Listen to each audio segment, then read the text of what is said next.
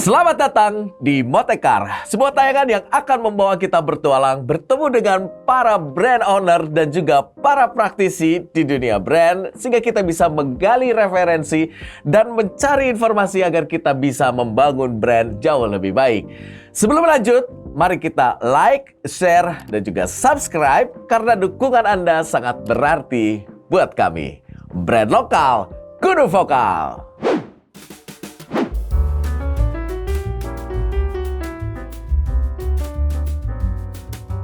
Bubur merupakan salah satu makanan populer Indonesia yang lebih sering dikonsumsi sebagai menu sarapan. Teksturnya yang halus dengan tambahan aneka topping membuat makanan yang satu ini digemari semua kalangan. Biasanya, bubur kita jumpai dalam wujud gerobak atau kios. Tentu hanya sekedar berjualan. Jarang yang mempunyai kesadaran tinggi untuk membangun diferensiasi yang kuat dan jelas dengan mempunyai brand. Namun, berbeda dengan tukang bubur asal Palembang yang satu ini. Kang Anan adalah sapaan akrabnya.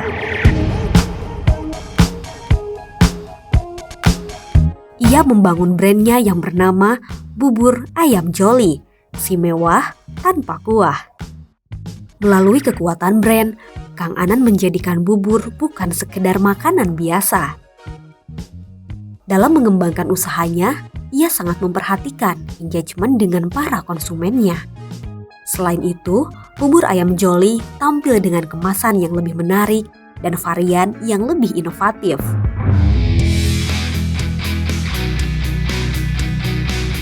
Bubur ayam Jolly adalah wujud dari perjuangan panjang Kang Anan selama kurang lebih 5 tahun yang akan terus tumbuh dan berkembang.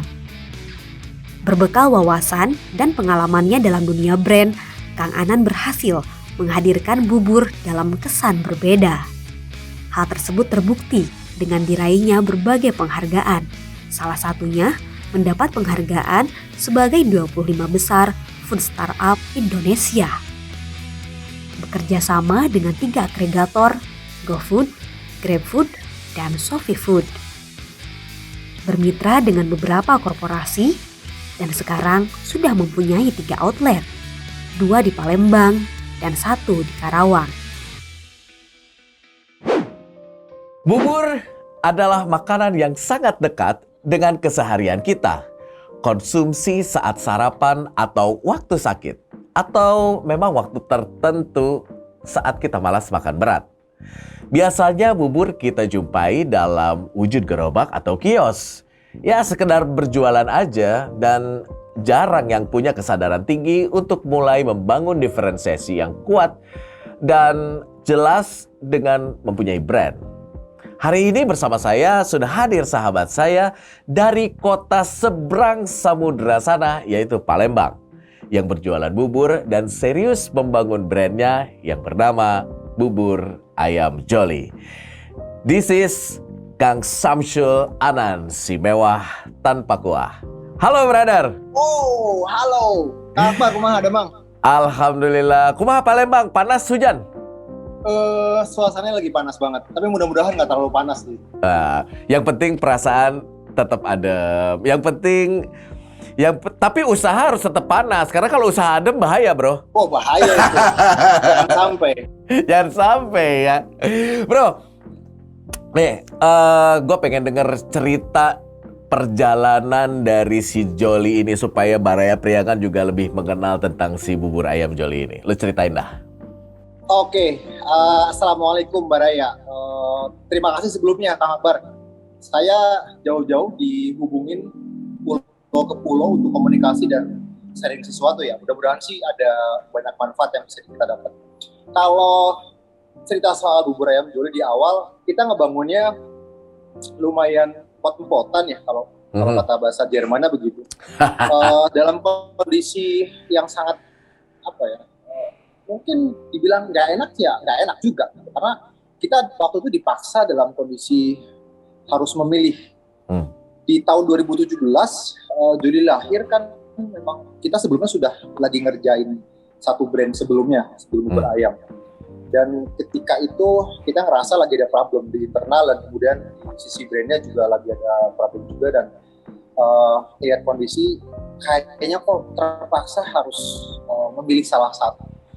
Dan kemudian kita jatuh pilihan ke Bubur Ayam Joli yang kita lihat kayaknya potensinya jauh lebih besar untuk bisa kita kembangkan saat ini. Mau tidak mau memang awalnya meski rada nyeleneh atau bebel karena melawan petuah sang guru gitu. Kalian tuh kalau mau ngerjain sesuatu ya sebisa mungkin harus fokus. Nah, gue ngelihat waktu itu masa iya sih harus fokus atau memang fokus karena sudah besar. Kan organisasi gue juga masih kecil-kecil banget gitu. Jadi gue mencoba untuk ya udahlah nggak apa-apa lah jalanin semua karena kan buat kita ya butuh cuan juga kan, itu jadi duit, jadi duit. Dan pada akhirnya oh iya dipaksa memang bener sih kata beliau-beliau, kita harus fokus, kita harus memilih salah satu yang menjadi kompetensi diri kita dan kemampuan resources yang kita miliki. Dan akhirnya jatuh pilihan ke Bubur Ayam Joli yang harus kita besarkan karena potensinya menurut kita jauh lebih besar untuk bisa kita jalankan saat ini. Kalau lu ngomongin tadi soal kompetensi, berarti lu merasa memiliki kompetensi dan kecintaan terhadap bubur, di mana itu bukan produk atau pilihan bisnis yang lazim di kalangan anak muda, bro. Bubur itu kan identik sama orang tua. Apa yang iya benar. Kayak gue nih, gue sakit enggak jadi ya. Kurang sesendok ah. Ntar gue disomasi lagi. Jangan. Oh iya itu punya sebelah. Nah, apa sih yang mendasari kecintaan lu sampai lu mau mendevelop bubur menjadi sebuah brand yang lu bangga-banggakan sampai sekarang, di mana itu menjadi sebuah anomali bisnis untuk anak muda gitu? Apa yang mendasari kecintaan lu sama bubur? Kami berdua suami istri pernah hidup di zaman office hour kan. Dan ketika di pagi hari dulu pernah ngerasain waktu-waktu yang asa babalatak gitu di pagi hari, riuh gitu. Terus satu sisi soal persiapan sarapan di pagi hari untuk menghadapi seharian penuh dengan fluktuatif kerjaan itu kadang-kala terabaikan. Nah, kita tergolong pasangan yang sangat suka dengan produk-produk tradisional dan legendaris. Jadi ketika mikirin beberapa produk dan ketemu di bubur ayam, kita pikir ini sesuatu yang apa ya? Menurut kita potensinya besar sekali untuk bisa kita ikutan dari sisi yang lain. Karena produk ini kan memang tergolong jauh sebelum kita dipikirkan untuk lahir di bumi ini kan produk itu udah ada. Dan sampai hari ini ada di mana-mana gitu. Bahkan kalau bicara soal Nusantara, kita bisa kenal banyak bubur yang khas dari daerah masing-masing. So, pilihan bubur ayam itu kita lihat sebagai salah satu kendaraan yang bisa kita pilih untuk menuju impian-impian kita ke depan. Jadi, satu produk yang kita sangat suka dan kita tinggal pikirin, kita ulik gimana caranya hadir dengan cara yang berbeda. Mungkin itu awalnya. Dan alhamdulillah bisa diterima sampai hari ini dengan ya kalau teman-teman bilang sih pilihan betul kata Kang Akbar tadi. Jadi anomali di kalangan anak muda gitu kan. Karena memang audiens kita segmentasinya justru rata-rata lebih banyak ke 30 tahunan gitu. Kisaran itu ke bawah. Oke. Kalau menurut lu berarti lu merasa punya passion terhadap si bubur. Lalu lu menjadikan passion terhadap bubur itu sebagai kekuatan untuk punya konsistensi dalam membangun sebuah brand. Menurut lu seberapa penting ketika kita memulai sebuah brand, apakah harus passionate ataukah lu harus memilih produk yang memang potensial untuk pasar? Di antara dua sisi ini lu pilih yang mana? gue memilih yang pertama justru karena mau tidak mau sisi passion itu sebenarnya memang harus hadir dulu di jiwa kita gitu ya. Kalau kita nggak suka terus kemudian dipaksa untuk mengenal sesuatu, pasti belajarnya akan effortnya akan jauh lebih besar. Ya. Tapi dibanding dengan sesuatu yang sudah kita katakanlah suka dan kenal, dan meskipun tidak seutuhnya atau tidak banyak, tapi ada dasar yang bisa kita kembangkan dari situ. Jadi sisi passion buat gua sangat penting, bahkan ketika kita bicara membangun sesuatu dan hubungannya dengan membangun brand yang bakal kita jadikan brand yang besar suatu hari. Karena gue yakin di sisi ini kita punya kemampuan dan kesempatan yang sama dengan korporasi yang sudah besar, asal cara-cara ikhtiarnya juga dilakukan dengan baik. Karena kan di luar sana juga banyak orang yang nekat untuk membesarkan dengan cara-cara yang gue pikir terlalu kaku gitu ya. Jadi tidak bisa adjust dengan kondisi perubahan-perubahan yang sekarang terjadi. Jadi passion ya memang harus ada kan.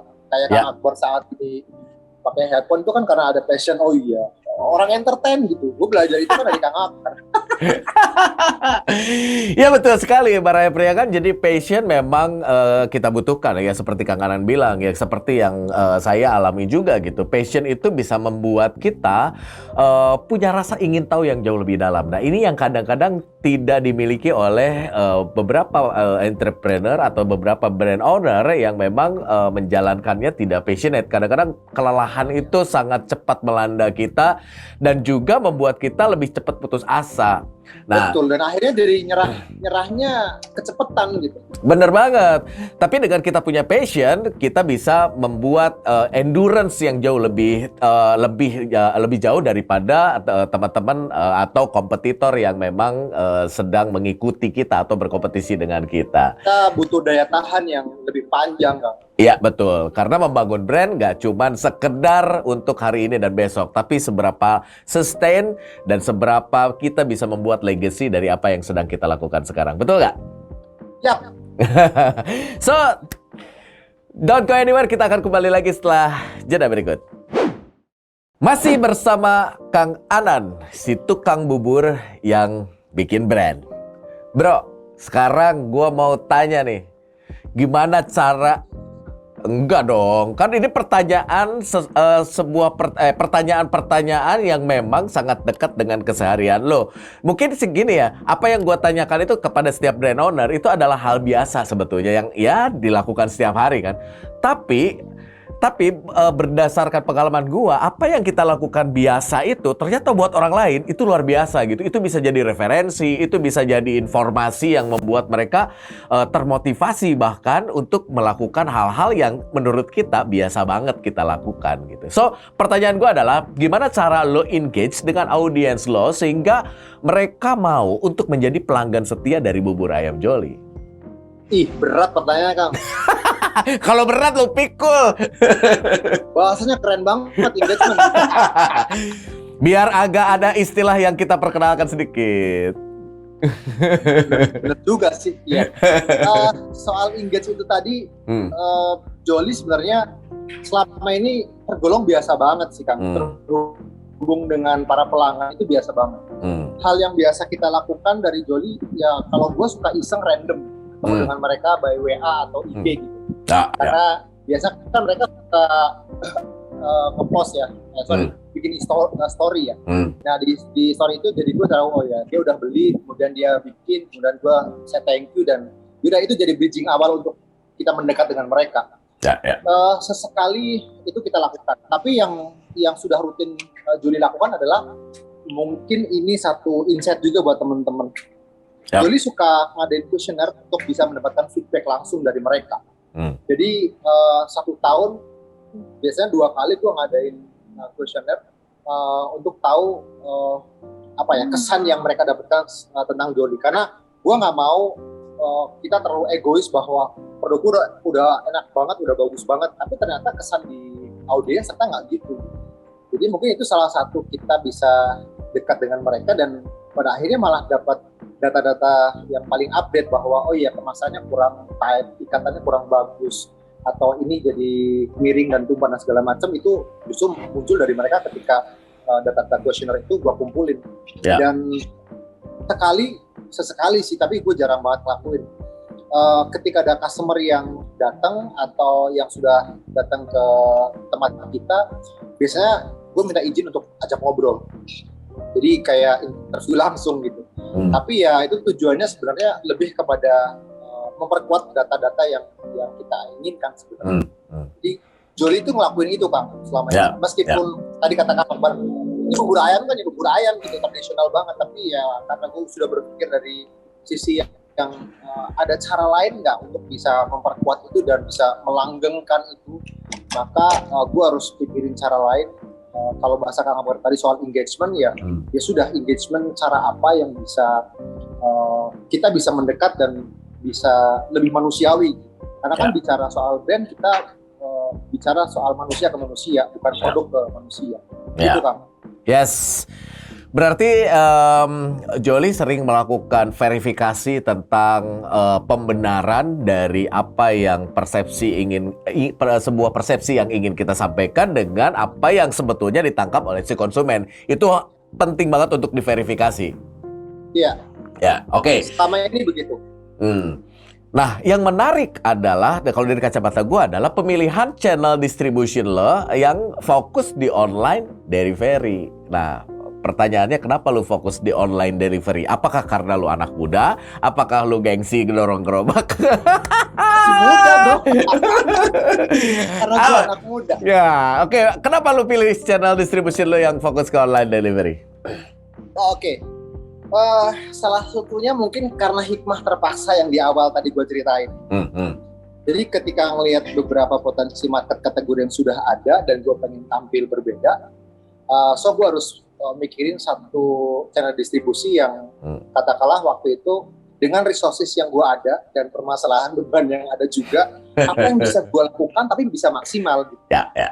Jadi maksimal dengan keterbatasan yang ada kan memang nggak mudah menentukannya.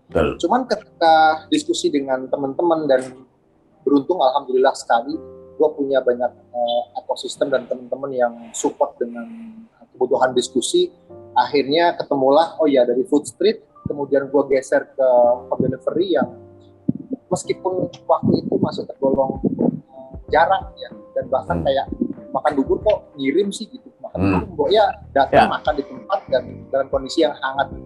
Tapi gue pikir sisi teknologi yang makin berkembang jangan sampai menjadi pembatas. Bahkan kita coba pikirin gimana caranya teknologi yang sudah ada dan kita bisa adaptasi di situ dan manfaatin ombak yang sedang berjalan.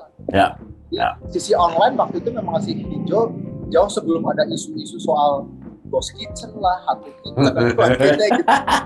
Ternyata gue udah jalanin ya gitu. Kita nggak tahu materinya apa. Betul. Nggak tahu. Secara teknis, ternyata dari dapur operasional sampai balance scorecard-nya gue udah pelajari dan gue udah praktekin di situ. Iya. Kadang kita memang sebagai praktisi itu ketinggalan istilah-istilah gitu. Tapi sebetulnya kita udah jalanin, bener nggak?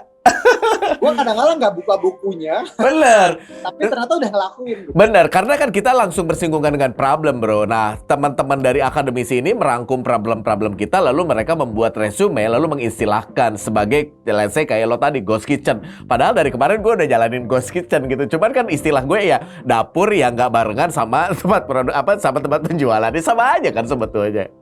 Nah, iya, dapurnya kagak kelihatan. Bener, itu kan yang disebut ghost kitchen. Padahal dari kemarin juga gue udah ghost kitchen nih. Nah, sekarang Jolly sudah punya 3 outlet ya, bener gak? 3 outlet ya. 2 outlet di Palembang, 1 outlet di Karawang. Ini franchise atau lu kelola sendiri?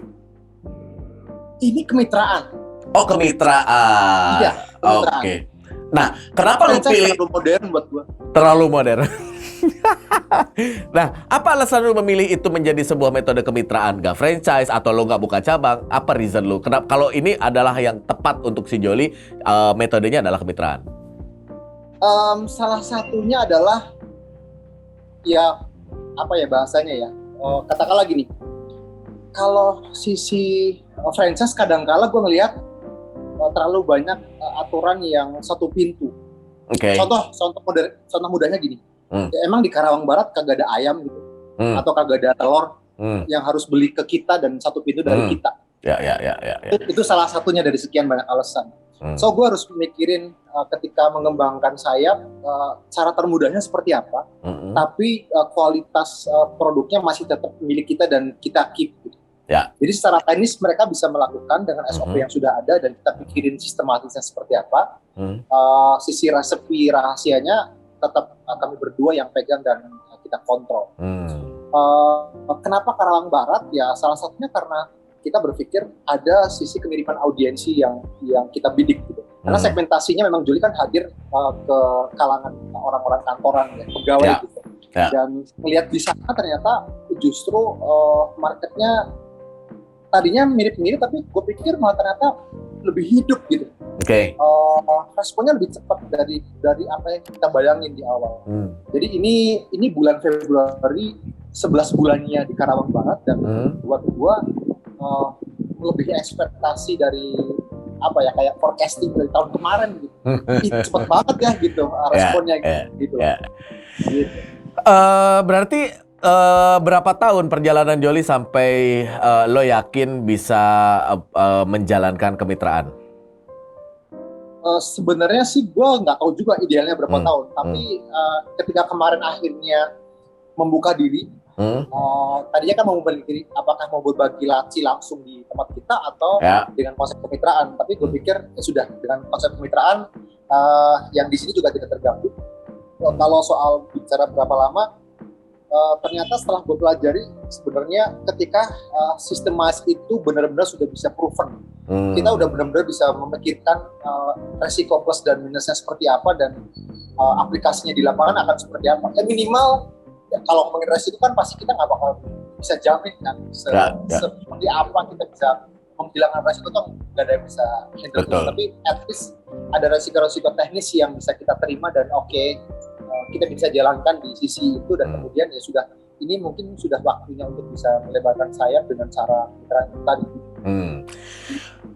Berarti sebuah sistem atau gini, sebuah manajemen yang kuat itulah yang akan mendasari lu bisa ekspansi atau tidak. Lu begitu mungkin ya?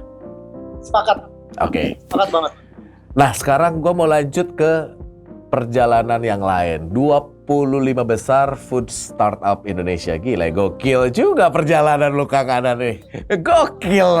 Tukang bubur 25 besar food startup Indonesia. Ini gue sampai orang nggak ada kerjaan apa gimana ya? Nah, lu mau tahu nggak berapa peserta yang hadir, Pak? Maksudnya berapa peserta yang mendaftarkan? Berapa peserta? Totally 6.400-an peserta kuliner seluruh Indonesia. Makanan dan minuman. 6.500 peserta dan lu lolos ke 25 besar, mengalahkan gue bego hitung-hitungan. Kalau bagi-bagian tuh, kalau kali-kalian gue cepet, tapi kalau bagi-bagian gue lama, soalnya gue malas ngebagi. Oke.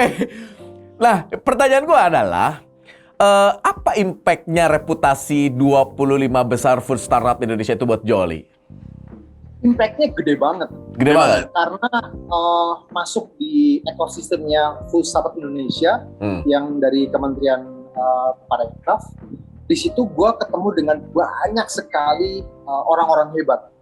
Banyak sekali brand-brand yang sudah sangat besar, yang kalau dihitung, kalau misalnya katakanlah secara KPI-nya adalah sales-nya, gue pasti udah kalah waktu itu. Tapi ternyata bukan itu saja yang dihitung oleh para judges dan para juri yang hadir di sana. Dan gue belajar bahwa kita juga punya kesempatan besar untuk bisa mencapai angka-angka yang kita anggap sangat besar itu.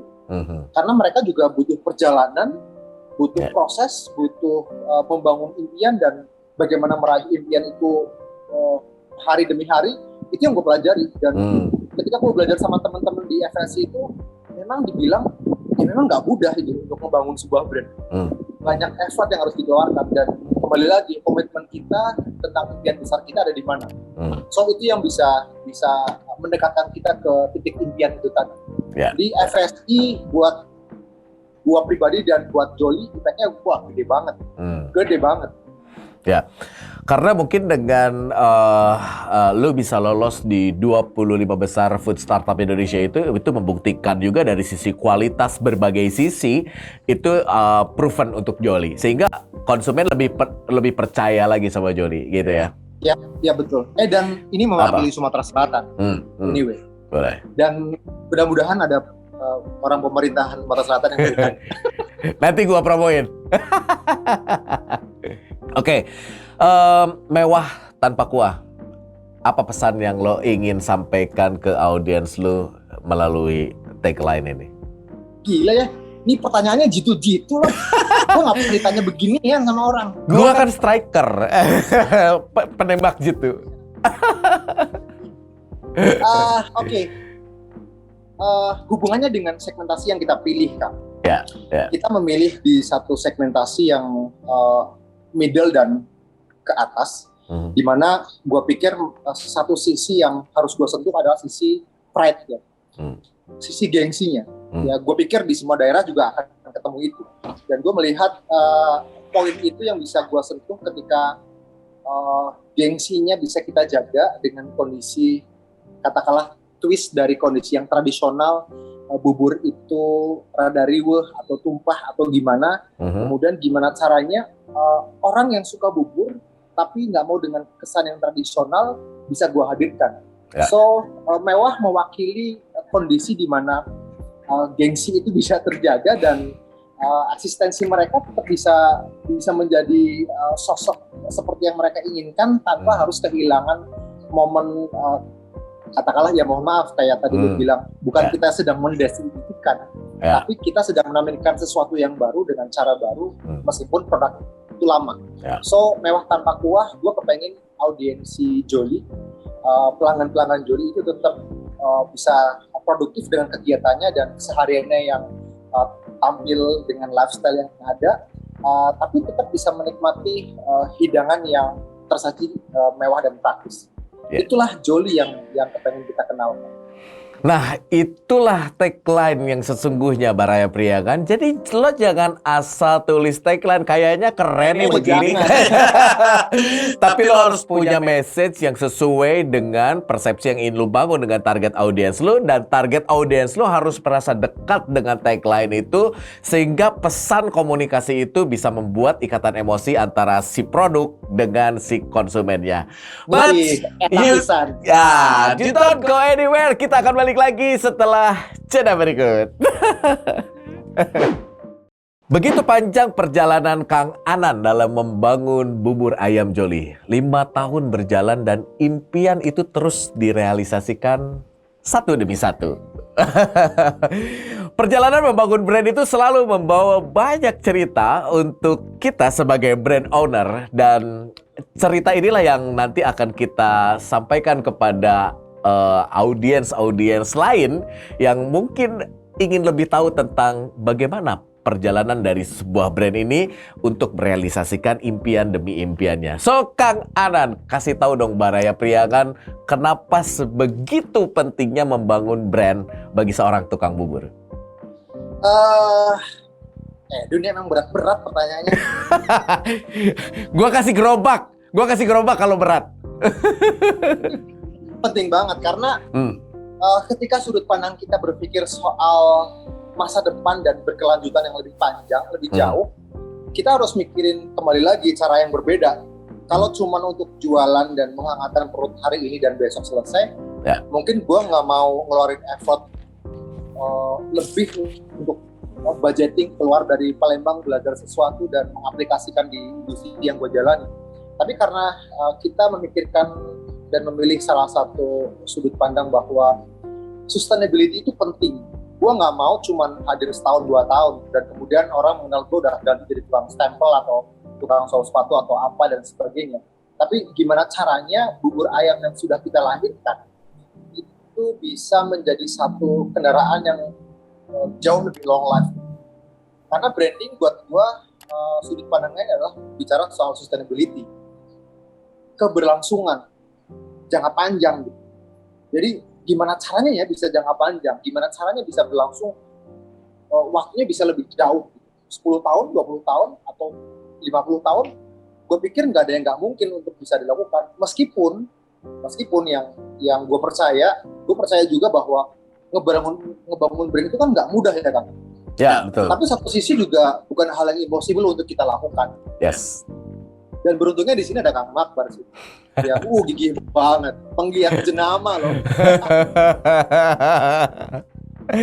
Ya, betul banget karena kita berharap bahwa dengan keberadaan orang-orang yang peduli dengan brand lokal, baik itu para penggiat, atau para pecinta brand lokal, maka tumbuh kembang dari produk-produk lokal itu semakin besar lagi animonya. Karena orang tidak lagi melihat sebuah produk, tapi melihat sebuah narasi yang kompleks dan komplit yang mewakili sisi emosional dari masing-masing produk tersebut. Dan Indonesia sangat kaya sekali dengan narasi-narasi dan produk-produk legendaris yang punya keunikan yang luar biasa. So, Kang Adan, berikutnya gue sering banget lihat lo ikutan workshop. Ada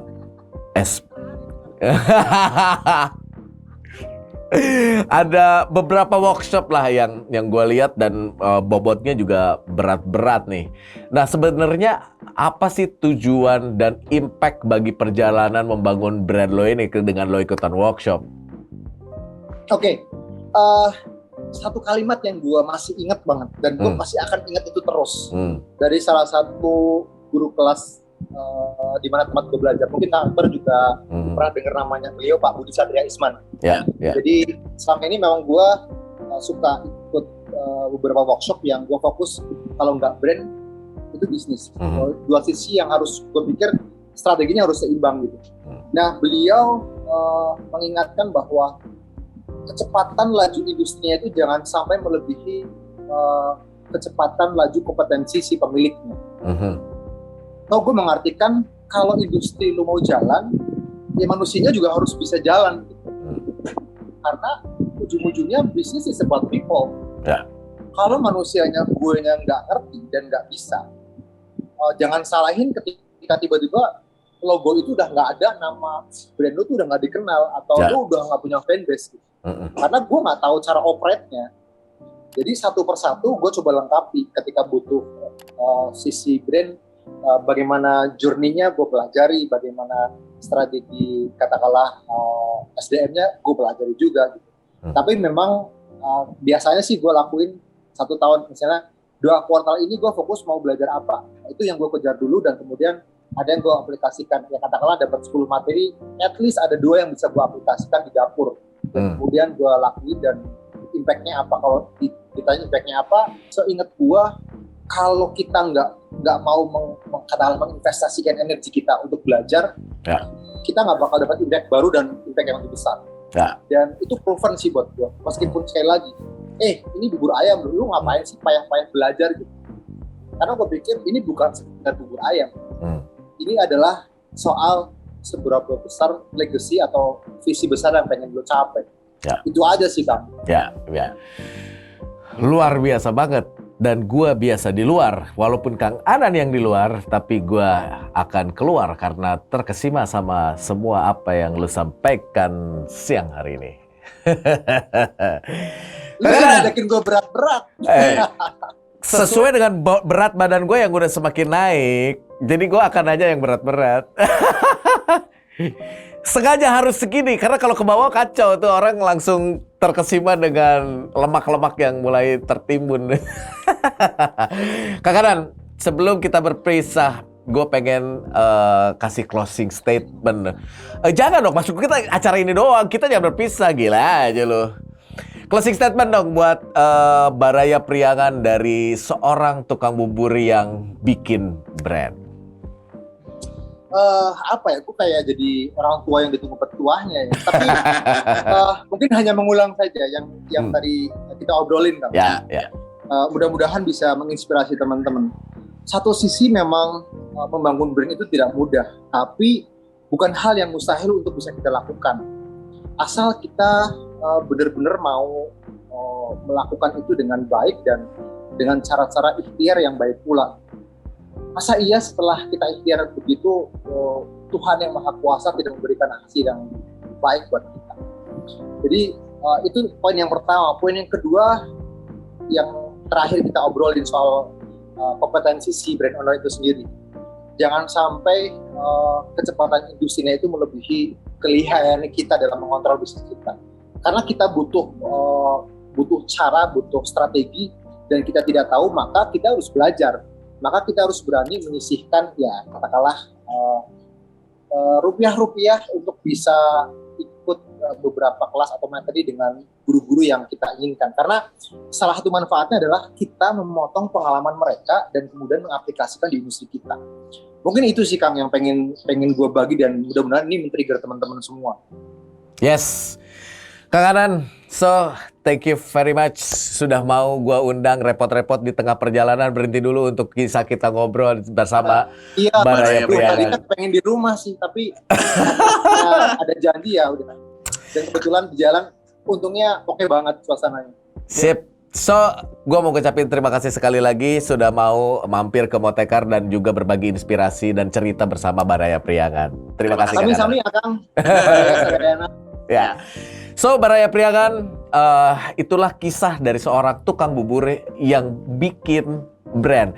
Jangan kalah sama tukang bubur dari Palembang sana, seberang samudera sana. So, Baraya Priangan ikut juga untuk sama-sama membangun brand. Gak sekedar membuat produk sebagai komoditi, tapi membangun narasi, membangun sebuah nilai, sehingga kita bisa mempunyai makna yang jauh lebih dalam dari sekedar mengejar cuan. Dan di balik sebuah brand selalu ada manajemen yang hebat. Di balik sebuah brand yang hebat, selalu ada manajemen yang hebat. Terus upgrade, terus scale up skill dari teman-teman, kemampuan dari teman-teman, sehingga bisa selalu relevan dengan kebutuhan konsumen dan selalu relevan dengan zaman. So, thank you very much for your attention. Sampai jumpa lagi di episode berikutnya bersama Motekar Brand Lokal Kudu Vokal.